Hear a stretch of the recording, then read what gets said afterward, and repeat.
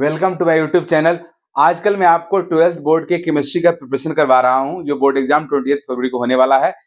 और इसमें मैं हैलोल्केन हैलोरिन्स पढ़ा रहा हूं। इस वीडियो में पढ़ाऊंगा हैलोरिन्स के प्रिपरेशन का मेथड, हैलोरिन्स को कैसे प्रिपेयर करेंगे, और उसके बाद हैलोल्केन हैलोरिन्स का फिजिकल प्रॉपर्टीज। इसके बाद वाले वीडियो में रहेगा chemical properties of haloalkane and haloarenes. Right, तो चलिए देखते हैं हैलोरिन्स का प्रिपरेशन कैसे करते हैं।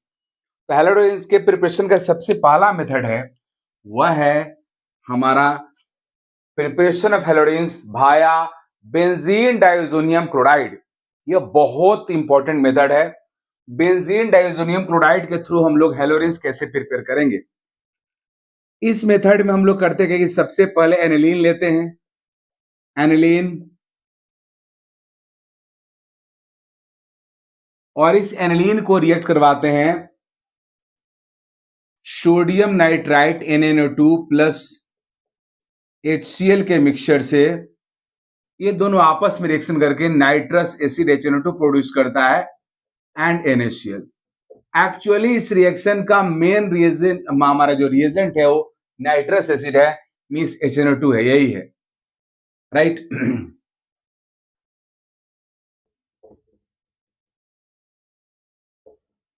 बट नाइट्रस एसिड को डायरेक्टली हम यूज नहीं करते हैं, क्योंकि नाइट्रस एसिड हमारा बहुत कम स्टेबल होता है, और इसकी वजह से इसको रिएक्शन मिक्सचर में C2 में प्रिपेयर करते हैं।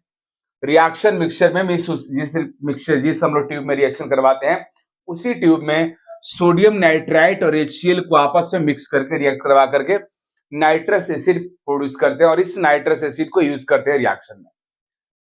इस रिएक्शन को कैरी आउट करवाते हैं बहुत लो टेम्परेचर पे, 0 to 5 डिग्री सेंटीग्रेड टेम्परेचर पे यह रिएक्शन कैरी आउट होता है। 0 to 5 डिग्री सेंटीग्रेड टेम्परेचर के रेंज को हम लोग आइस कूल टेम्परेचर बोलते हैं, ice cool temperature, because this temperature produces ice cooling feeling. Right, अगर आप इस टेम्परेचर पर रहोगे तो आपको ऐसा फीलिंग होगा कि आप आइस के ऊपर बैठे हुए हो और आइस वाला कूलिंग आपको मिल रहा है, इसलिए इसको हम लोग आइस कूल टेम्परेचर बोलते हैं। इस रिएक्शन में हमारा जो एनिलीन है, एरोमेटिक प्राइमरी एमीन है, इसे नाइट्रस एसिड रिएक्ट करके रिएक्शन करके इसको बना देगा benzene diazonium chloride N2 plus Cl-, साथ में वाटर भी प्रोड्यूस होता है। इस रिएक्शन का मैकेनिज्म जो है, वो मैकेनिज्म यहां मैं नहीं बताऊंगा, क्योंकि मैकेनिज्म आपको बोर्ड में नहीं पढ़ना है। किस तरीका से एनिलीन का बेंजीन डाइज़ोनियम क्लोराइड में कन्वर्सन होता है, ये आपको नहीं पढ़ना है, इसलिए यहां मैं इसको नहीं बताऊंगा। हाँ, मेरा जो JEE और नीट का जो वीडियो है उसमें आप देखोगे तो यह रिएक्शन का पूरा मैकेनिज्म गिवन है, उसको आप देख सकते हो। लेकिन अभी डायरेक्ट आपको याद रखना है कि जब भी आप NaNO2 और HCl के मिक्सचर से रिएक्ट करवाओगे आइस कूल टेम्परेचर पे एनिलीन को, तो फॉर्म होगा benzene diazonium chloride.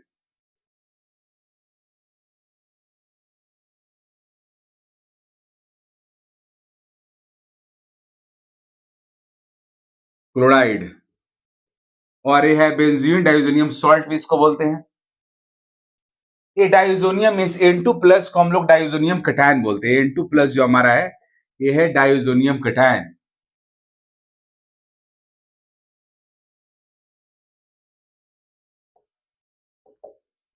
N2 plus दुनिया का बेस्ट लिविंग ग्रुप है, इससे बेहतर लिविंग ग्रुप कोई नहीं है, सब best leaving group N2 plus है। अब ये होता क्या है कि अब अगला स्टेप में हम लोग करते क्या है कि अगर एलिफेटिक मींस एलिफेटिक डाइज़ोनियम क्लोराइड अगर होगा, मींस अगर यह प्रोडक्ट कहीं पे फॉर्म होता तो यह अनस्टेबल होता, ये फॉर्म होते ही डिकम्पोज होता, क्योंकि यहां से N2 प्लस तुरंत बाहर लीव करता है, क्योंकि N2 प्लस लीव करने के बाद नाइट्रोजन गैस में कन्वर्ट हो जाता है, और जो बहुत बहुत स्टेबल होता है, इसलिए हमारा एलिफेटिक डाइज़ोनियम कटायन अनस्टेबल नहीं होता है। लेकिन यह हमारा benzene diazonium chloride aromatic डाइज़ोनियम chloride है, और ये डाइज़ोनियम कटायन रेजोनेंस करके, कैसे रेजोनेंस करता है इसको मैं पढ़ाऊंगा आपको एमीन चैप्टर में। यह रेजोनेंस करके अपने आप को स्टेबलाइज कर लेता है, और ये बेंजीन डाइज़ोनियम क्लोराइड बहुत स्टेबल तो नहीं होता है, बट इतना स्टेबल होता है कि आप इसको रिएक्शन रिएजेंट के तौर पे आप इस्तेमाल कर सकते हो। बेंजीन डाइज़ोनियम क्लोराइड को हम लोग रिएजेंट के तौर पे यूज करते हैं और इसको यूज करके दूसरे प्रोडक्ट फॉर्म कर सकते हैं। यह एक स्टेबल कंपाउंड नहीं है, लेकिन ये इतना स्टेबल है कि आप इसको यूज कर सकते हो एज ए इंटरमीडिएट प्रोडक्ट और इससे दूसरा प्रोडक्ट आप फॉर्म कर सकते हो, राइट। तो इसी बेंजीन डाइज़ोनियम क्लोराइड को यूज करके हम लोग हैलोरेज का प्रिपरेशन करेंगे और देखते हैं कि बेंजीन डाइज़ोनियम क्लोराइड को यूज करके हैलोरेज का जो प्रिपरेशन होता है वो क्यों इतना इजी है और क्यों इतना इंपॉर्टेंट है। डाइज़ोनियम जो सॉल्ट हमारा है, यह डाइज़ोनियम सॉल्ट, एरोमेटिक डाइज़ोनियम सॉल्ट, यह बेस्ट मेथड है हैलोरेज प्रिपेयर करने का। क्यों? क्योंकि ये डाइज़ोनियम कटायन जो N2+ लगा हुआ है बेंजीन में, दुनिया का बेस्ट लिविंग ग्रुप होने की वजह से इसके पास कैपेसिटी है और ओनली इसी के पास कैपेसिटी है, it can leave from benzene ring. Only diazonium cation can produce phenyl cation. इसके अलावा दूसरा कोई भी ग्रुप बेंजीन रिंग से लीव नहीं कर सकता है, केवल यह लीव कर सकता है क्योंकि बहुत ही पावरफुल लिविंग ग्रुप है। तो benzene diazonium chloride best method है, बेस्ट रिएजेंट है बेंजीन रिंग के अंदर कोई भी हैलोजन और न्यूक्लियोफाइल को इंट्रोड्यूस करने के लिए। बेंजीन डाइज़ोनियम क्लोराइड को यूज करके दो नेम्ड रिएक्शन है, एक को बोलते हैं सैंड मेयर रिएक्शन। इस रिएक्शन में होता क्या है, Cu2H2 यूज करते हैं, मींस क्यूप्रस क्लोराइड इस्तेमाल, क्यूप्रस हैलाइड इस्तेमाल होता है। जनरली क्लोराइड और ब्रोमाइड इस्तेमाल होता है, दोनों को मैं एक साथ लिख दिया। Cu2H2 एक्चुअल में यह CuX है, राइट। CuX का डायमेरिक फॉर्म हमारा है Cu2H2। यह क्लोरीन और ब्रोमीन दोनों के लिए अप्लाइड है, means cuprous chloride cuprous bromide दोनों इस्तेमाल होता है। इससे जब रिएक्शन कराओगे तो डाइज़ोनियम यहां से लीव करता है, N2+ बाहर निकलता है, नाइट्रोजन गैस बन के बाहर निकल जाता है और इसका जो हैलोजन है जाकर के यहाँ पे कनेक्ट हो जाता है और इस तरीका से हमें मिलता है हैलोबेंजीन, मींस हैलोरिन मिलता है। इस रिएक्शन को सैंडमेयर रिएक्शन बोलते हैं। फिर एक और रिएक्शन है जिसको गैटरमैन रिएक्शन बोलते हैं। इसमें बेंजीन डाइज़ोनियम क्लोराइड का हम यूज करते हैं।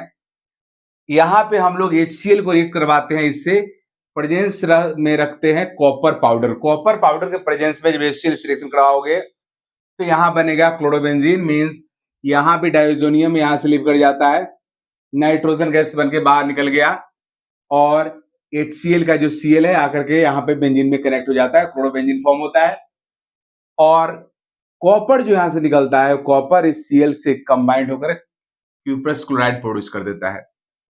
सेम रिएक्शन को अगर HBr के साथ करवाओगे तो ब्रोमोबेंजीन फॉर्म होगा, साथ में नाइट्रोजन गैस बाहर निकलेगा और क्यूप्रस ब्रोमाइड फॉर्म हो जाएगा। ये दोनों ही रिएक्शन हमारा सैंडमेयर रिएक्शन हो या गैटरमैन रिएक्शन हो, दोनों रिएक्शन के रिएजेंट और सबस्ट्रेट ऑल सेम है। बेंजीन डाइज़ोनियम क्लोराइड यहाँ भी है, बेंजीन डाइज़ोनियम क्लोराइड यहाँ भी होता है। यहाँ पे क्यूप्रस क्लोराइड इस्तेमाल होता है और यहाँ भी कॉपर इस्तेमाल होता है। यहाँ पे HX हम लोग यूज करते हैं, HCl HBr को अलग अलग मैं कर दिया यहाँ पे, दोनों कंबाइंड फॉर्म में HX आप लिख सकते हो और X आपका Cl और Br हो सकता है। यहाँ कॉपर पाउडर यूज करते हैं, यहाँ पे Cu2H2 यूज करते हैं, क्यूप्रस ऑक्साइड यूज करते हैं, क्यूप्रस हैलाइड इस्तेमाल करते हैं, means cuprous chloride and cuprous bromide use करते हैं। यही फर्क है, बाद बाकी सब कुछ सेम है, दोनों में प्रोडक्ट सेम है, नाइट्रोजन गैस बाहर निकलता है। अब इस दोनों रिएक्शन को आप याद कैसे रखोगे? जैसे मैं याद रखता हूं, गैटरमैन रिएक्शन हो या सैंडमेयर रिएक्शन हो, दोनों ही केस में एक ही तरह का सब कुछ होता है। तो मैं याद रखता हूं गैटरमैन को गटरमैन बोलिए। गटरमैन जो गटर से बाहर निकलेगा आदमी, उसका तो बहुत खतरनाक स्मेल उसके पास रहेगा, ऑब्जेक्शनेबल स्मेल होगा, तो आदमी अपने आप को अच्छा करने के लिए क्या कर सकता है, पाउडर का जरूरत पड़ेगा उसको। तो गटरमैन को किसका इस्तेमाल जरूरत पड़ता है जी? पाउडर का। तो जहां पाउडर देख रहे हो समझ लो रिएक्शन क्या है, गटरमैन का रिएक्शन है। तो गटरमैन रिएक्शन कॉपर पाउडर वाला है और दूसरा हमारा सैंडमेयर रिएक्शन है। अब यहाँ दोनों रिएक्शन सेम टाइप का है, तो पॉइंट ये आता है कि दोनों में बेटर कौन है। तो Sandmeyer reaction gives better result than Gattermann, means Gattermann reaction से सैंडमेयर रिएक्शन बेटर है। आप याद रखिएगा, आपके बोर्ड एग्जाम में कई दफा आ चुका है कि between Sandmeyer and Gattermann reaction which is better for preparation of haloarenes. तो Sandmeyer reaction is better for preparation of haloarenes, right.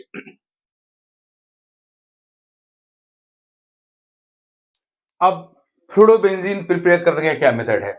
फ्लूरोबेंजीन और आयोडोबेंजीन ये दोनों को भी हम लोग क्लोरोबेंजीन और ब्रोबेंजीन जैसा ही बेंजीन डाइज़ोनियम क्लोराइड से प्रिपेयर कर सकते हैं।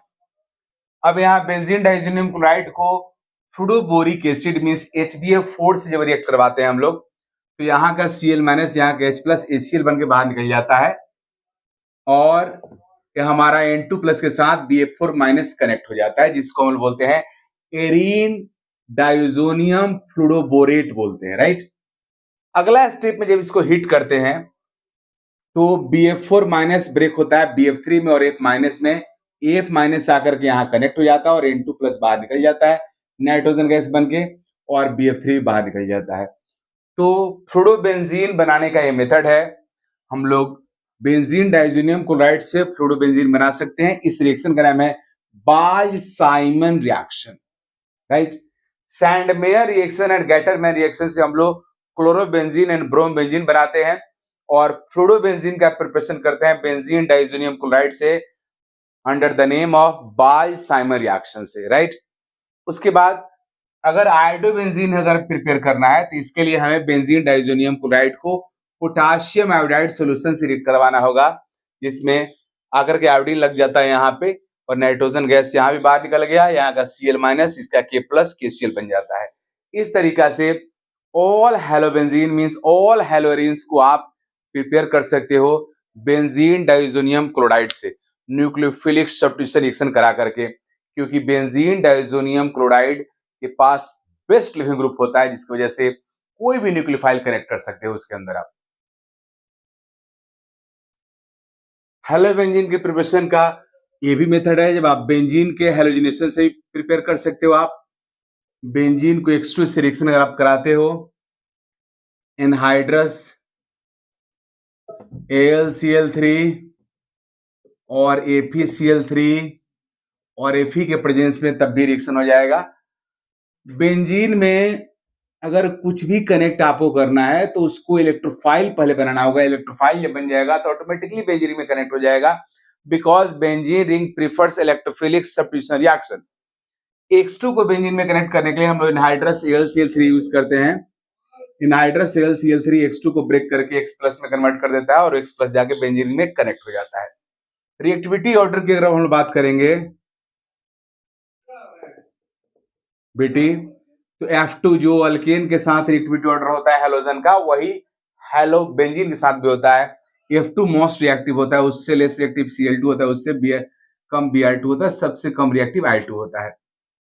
फ्लोरीन इतना ज्यादा रिएक्टिव होता है कि डायरेक्ट बेंजीन का फ्लोरेशन नहीं करवाते हैं, करवाने से हो सकता है कि सराउंडिंग में फायर बर्न आउट हो जाए, इसलिए direct fluorination of benzene is always avoided for preparation of fluorobenzene. Fluorobenzene का प्रिपरेशन हम लोग उस मेथड से करते हैं जो भी मैं आपको पढ़ाया हूं, बाय-साइमन मेथड। आयोडीनेशन के केस में प्रॉब्लम यह होता है कि आयोडीनेशन के केस में HI प्रोड्यूस हो जाता है, जो रिड्यूसिंग एजेंट है वो आयोडोबेंजीन से फर्दर रिएक्शन करके उसको बेंजीन बना देता है।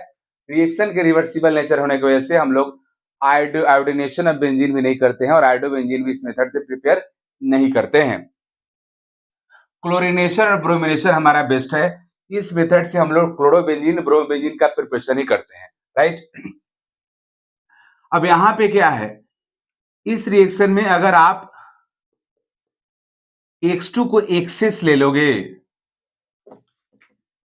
एनहाइड्रस AlCl3 और FeCl3, यहाँ पे लेविस एसिड होता है जो X2 को ब्रेक करके X प्लस में कन्वर्ट करता है। आप मैकेनिज्म अगर देखना चाहोगे तो ज्यादा तो नहीं बताऊंगा, थोड़ा सा आपको दिखा दूं।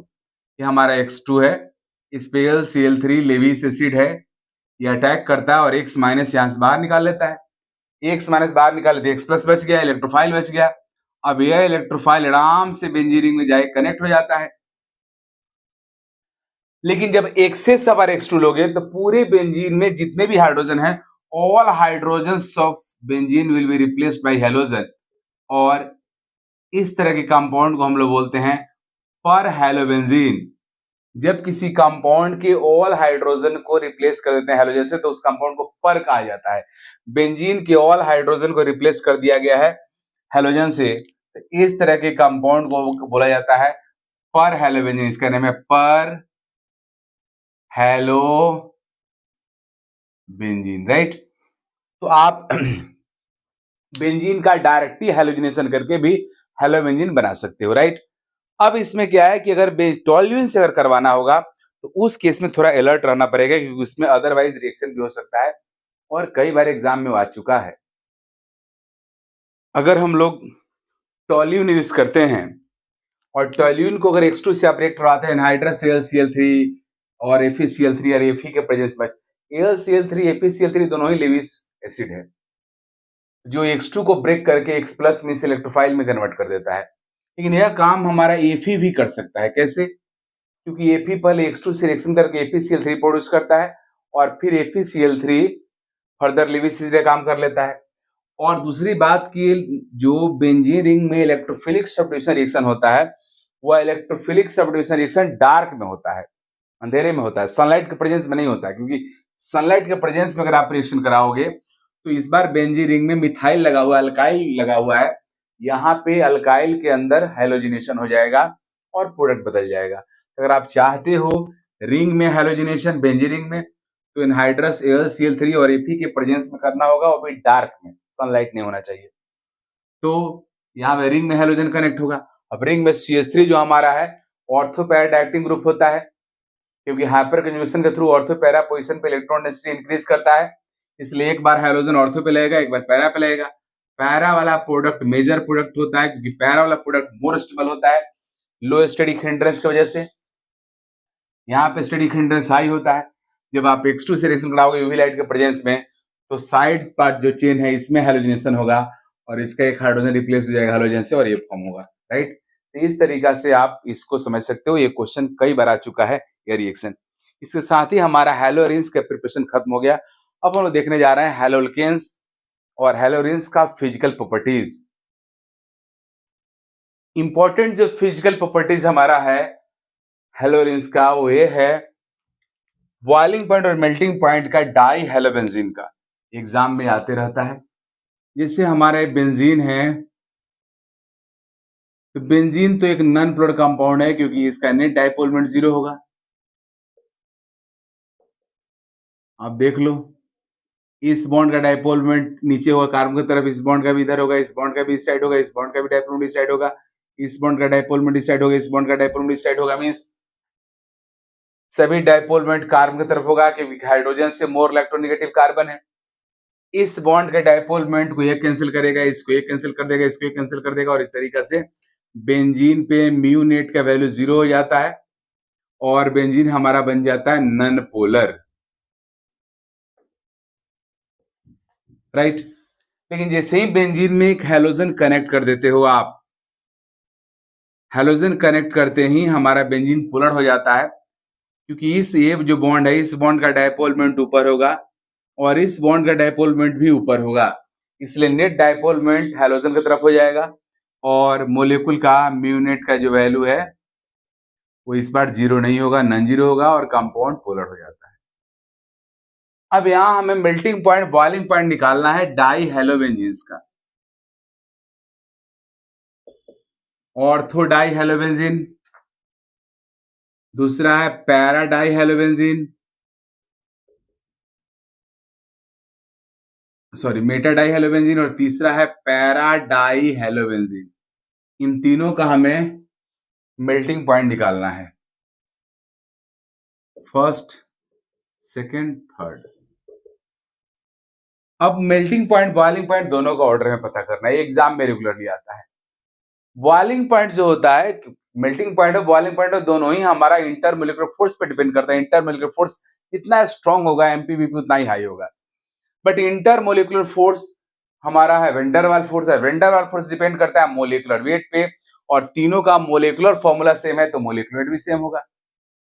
तो अब इसके अंदर चलते हैं। अब जब मोलिकुलर वेट सेम होता है मोर देन वन कंपाउंड, तो उस केस में देखते हैं लीनियरिटी। जो मोलिक्यूल ज्यादा लीनियर होगा उसका वेंडरवाल फोर्स ज्यादा होता है। लेकिन यहाँ पे दो अपोजिंग फैक्टर है। एक है कि हमारा जितने भी मोलिक्यूल्स है सबका पोलैरिटी भी अलग अलग है। तो सबसे पहले देखते हैं नेट डाइपोल मोमेंट किसका क्या है। अगर इस बॉन्ड के डाइपोल मोमेंट को मैं म्यू से रिप्रेजेंट करूं, म्यू, ये भी हुआ म्यू, दोनों का रिजल्टेंट क्या होगा, बीचों बीच से पास करेगा रिजल्टेंट। अब इसका जो रिजल्टेंट वैल्यू होगा mu net, two identical force के बीच का अगर थीटा एंगल है तो उसका रिजल्टेंट होता है 2f cos थीटा बाई 2। तो यह एंगल हमारा 60 डिग्री होगा। तो म्यू नोट का वैल्यू हो जाएगा 2 mu cos 60 by 2 means 30 degree, और cos 30 डिग्री का वैल्यू होता है √3/2। तो 2 म्यू इंटू √3/2, 2 से 2 कैंसिल हो गया, हो जाएगा √3 म्यू, इसका म्यू नेट का वैल्यू। अब हम लोग इस मेटा वाले का देखते हैं कितना होगा। इस केस में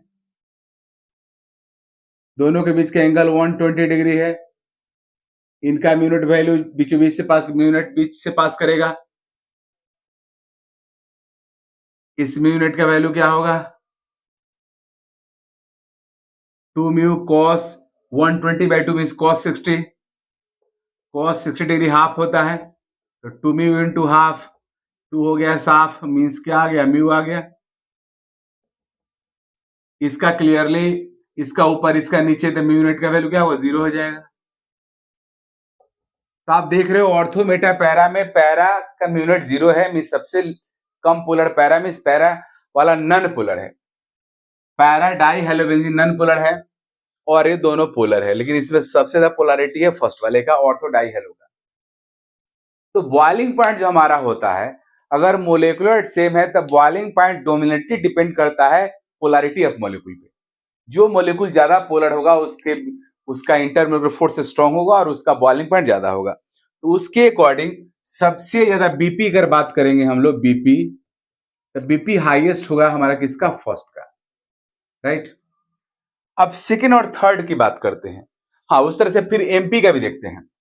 एमपी मेल्टिंग पॉइंट जो हमारा होता है, अगर मोलेकुलर वेट सेम है मोर देन 1 कंपाउंड्स का, तो मेल्टिंग पॉइंट डोमिनेटली डिपेंड करता है लिनियरिटी ऑफ मोलेकुल पे, क्योंकि मेल्टिंग पॉइंट वह टेम्परेचर जिस टेम्परेचर पे हमारा सॉलिड मेल्ट करके लिक्विड में कन्वर्ट होता है, और सॉलिड का मतलब लिक्विड में कन्वर्सन या सॉलिड का इंटरमोलेकुलर जो फोर्स होता है उसके पैकिंग पे डिपेंड करता है। सॉलिड जितना अच्छा से पैक्ड होगा उसका उतना ही ज्यादा एमपी होगा, और पैकिंग मोलेकुल के लिनियरिटी पे डिपेंड करता है। लीनियर मोलेकुल का पैकिंग बेटर होता है, इसलिए सबसे ज्यादा लीनियर थर्ड है, इसलिए मेल्टिंग पॉइंट हाईएस्ट होगा थर्ड का, राइट।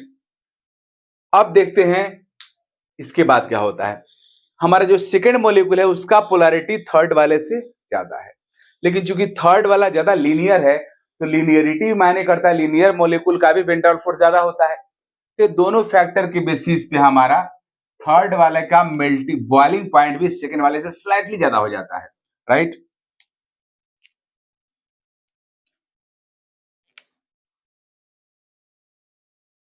और सबसे कम बॉइलिंग पॉइंट हो गया सेकेंड का।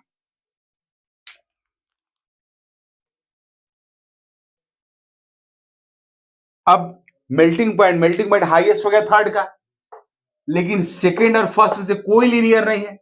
जब दोनों में से कोई लीनियर नहीं है तो फिर पोलैरिटी जिसका ज्यादा होगा, डाइपोल जिसका ज्यादा होगा, उसका मेल्टिंग पॉइंट ज्यादा होगा, और इस तरीका से फर्स्ट का मेल्टिंग पॉइंट सेकंड से ज्यादा हो जाता है और सबसे कम हमारा सेकंड हो जाता है। तो मेल्टिंग पॉइंट हो या बॉइलिंग पॉइंट हो, दोनों ही सेकंड का लिस्ट होता है, मींस मेटा डाई हेलोबेंजीन का लिस्ट होता है। आप याद रखिएगा, एग्जाम में रेगुलरली आते रहता है।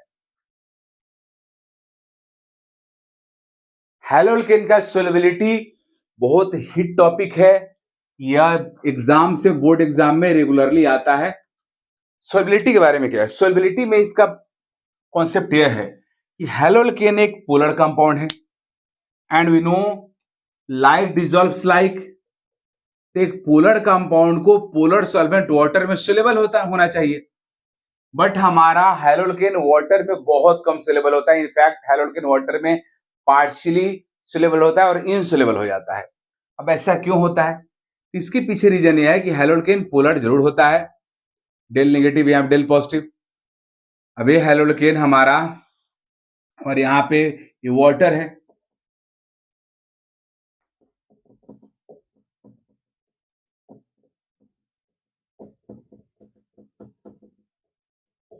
सोल्युबिलिटी का कॉन्सेप्ट क्या होता है। सोल्युबिलिटी का कॉन्सेप्ट यह होता है कि हमारा पहले से सॉल्वेंट एक वेसल में रखा हुआ है, सॉल्वेंट के मोलिक्यूल्स भी आपस में अट्रैक्टेड रहते हैं और सॉल्यूट के मोलिकुल्स भी आपस में अट्रैक्टेड रहते हैं। जब हम लोग सॉल्यूट को सॉल्वेंट में मिक्स करते हैं तो सॉल्यूट के पार्टिकल्स सॉल्वेंट के पार्टिकल से अट्रैक्ट होते हैं, जिसकी वजह से सॉल्वेंट के पार्टिकल्स का जो इंटरमोलिकुलर फोर्स है वो वीक होता है और सॉल्यूट और सॉल्वेंट के बीच का फोर्स ऑफ अट्रैक्शन बढ़ता है। ये सॉल्यूट हुआ, ये सॉल्वेंट हुआ। लेकिन यहां पे क्या होता है कि हमारे हैलोकेन के जो हैलोजन है और वाटर के पोलर से वाटर के बीच जो हाइड्रोजन है, इनके बीच का जो एच बॉन्ड होता है, एच बॉन्ड उतना स्ट्रांग नहीं होता है कि वाटर मॉलिक्यूल के बीच के एच बॉन्ड को ब्रेक कर सके। Means H bond between haloalkane and water is not enough to break the H bond between water molecule. So haloalkanes, despite its polar nature, becomes partially soluble or insoluble in water, right? This is very important fact. इसलिए हमारा हैलोल्केन polar solvent polar होने के बावजूद हमारे water में insoluble हो जाता है, जबकि हैलोल्केन सोलेबल होता है ऑर्गेनिक सॉल्वेंट में, जो इसके कंपेरेबल पोलैरिटी होता है। जैसे हमारा हैलोल्केन ईथर में सोलेबल होता है, इसलिए मैक्सिमम रिएक्शन जहां भी हैलोल्केन का रिएक्शन होता है वहां पे हम लोग ईथर को ही सॉल्वेंट के तौर पे यूज करते हैं, क्योंकि हैलोल्केन ईथर में मोर सोलेबल होता है। जैसे वुड्स रिएक्शन, फ्रैंकलैंड रिएक्शन, हमारा इस तरह से ग्रिग्नार्ड रिएक्शन, इस सब जगह पे हम लोग ईथर का इस्तेमाल करते हैं क्योंकि वहां पे हैलोल्केन इन्वॉल्व रहता है। Okay, thank you. इस तरीका से यह हैलोरेंस के प्रिपरेशन और हैलोरेंस के प्रॉपर्टीज, फिजिकल प्रॉपर्टीज पे वीडियो था। Thanks for watching my video. अगला वीडियो में कंप्लीट हैलोकेन्स को कंप्लीट कर दूंगा, जो बचा हुआ है टॉपिक। Okay, thank you.